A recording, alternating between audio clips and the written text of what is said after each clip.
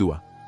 अब्दुल मुतल्लिब कहने लगे, बेटी एक दिन मैंने काबे का घिलाफ पकड़कर दुआ मांगी थी, लगता है वही बरकतों वाला बच्चा आ रहा है।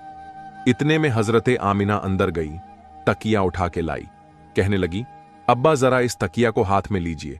आपने तकिया हाथ में लिया। तकिए से मुश्क से जायदा खुशबू आ रही थी।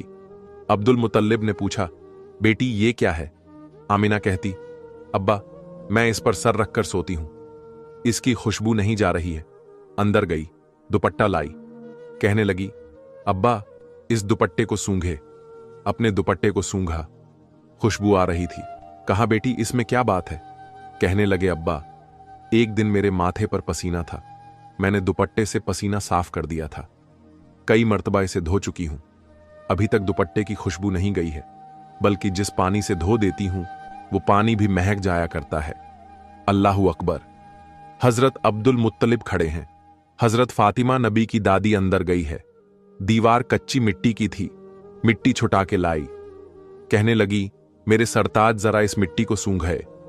आपने मिट्टी को सूंघा, कहने लगी, इसमें से बड़ी तेज खुशबू है।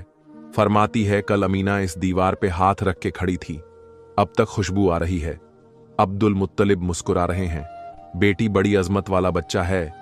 हजरत आमिना कहती, अब्बा जी बात यहीं खत्म नहीं हो जाती।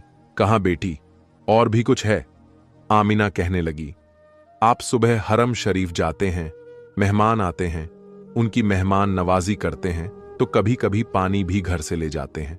जब पानी घर से ले जाते हैं अब्बा, घर में पानी नहीं होता और हमें जरूरत पड़ जाती है, तो बाबा सुनिए, इधर अब्दुल्लाह की अमानत का बोझ और उधर मेरे हाथ में पानी का बर्तन और कुएं तक जाने में ये पत्थरीले रास्ते होते हैं। फिर कहती, अब्बा जी जब मैं इन पत्थरों पर गुजर के जाती हूं, कसम मुझे पैदा करने वाले कि जब मैं पत्थरों पर कदम रखती हूं तो पत्थर रेशम से ज्यादा मुलायम हो जाया करते हैं, रेशम से ज्यादा मुलायम हो जाते हैं।